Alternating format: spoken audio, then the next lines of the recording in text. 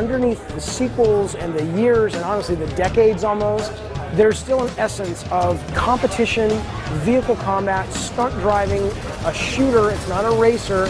And this set in this comic book, Twisted Metal, almost like Twilight Zone meets Creepshow meets Freddy and Jason from slasher movies world, that heartbeat is as strong today as it ever was. And so when we call it Twisted Metal, it really is kind of like planting a flag in the ground and saying, you know, our heartbeat is still strong. Every time we start a Twisted Metal game, Scott and I are like, hey man, let's do realistic cars. And it's a disaster, mainly because, you know, this is more like fighter jets. So they happen to look like cars, but they're like fighter jets. You're doing a lot of jousting, and then when you're both on the offense, and then when you're on defense, you want to get the hell out of there really fast. We have a lot of new mechanics in the game that aren't on the modern driving controls, which will ship with the game as default. I'm stunned that people are actually playing, because what we have right now is classic controls, because as the guys who make Twisted Metal and who really are good at Twisted Metal, classic controls are the best. When we first had the Twisted Metal vision, it was imagining stepping into that fantasy. I want to be in a car chase, going down the freeway. I want semi-trucks flipping and crashing. I want to be in a helicopter with a sniper rifle and a bazooka shooting down, watching that semi-truck boom in the air as you race through the explosion. And so that's what we start with. Every iteration of hardware that we make a Twisted Metal on, we get to get closer and closer to that vision. And so helicopters really came from, ooh, we can do helicopters now on PS3 and integrate them into online. We can do semi-trucks that you can team up and drive into the backs of semi-trucks and man turrets. Oh my God.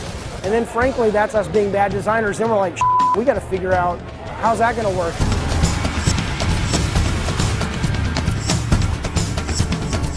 You are the car, like every Twisted Metal. You now see your driver more, you see your gunner a lot more. It's the driver and their gunner are basically the way that we show off the weapon articulations. So instead, we do have weapons that still come out of panels and things like that. But we also felt, you know, it's kind of fun and kind of cinematic to have a guy lean out the window of a sports car with a shotgun and do a drive-by. It just feels more relevant and cool and movie-like, and that was such an inspiration. There's these great movie moments in car chase movies. So that's what that is. It's not really a different mechanic. It's just a presentation thing.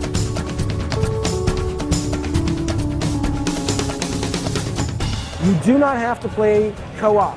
You do not have to work with a team. There are free-for-all modes. There are surface modes like straight-up deathmatch or even team deathmatch where you're like, dude, I don't want to coordinate. I don't like talking on the headset. I feel embarrassed, or I don't like headset games. Absolutely. So here's what we know, and here's what we're so excited about. Those players are served, and they're served whether you're talking split screen local on the couch or whether you're talking going out to the world and playing Twisted Metal. But we also do have those modes that are deep and rich and team-based to guarantee that players who, like me, want that as well as the free-for-all stuff. We have all of them covered, so it's just awesome.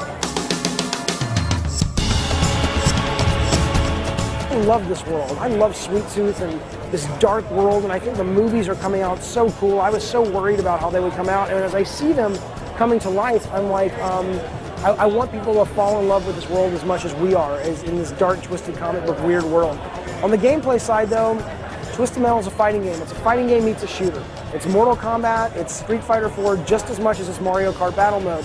And I want people to basically discover what we already know and that hardcore Twisted Metal fans have known for a long time, that is, this is a great surface game, it's a great party game, it's a great pick up and play game, but there is a lot of layers and a lot of depth and levels underneath that pick up and play that really, to us, puts this in the same league as those great classic multiplayer games that really build a community for years and years and years out.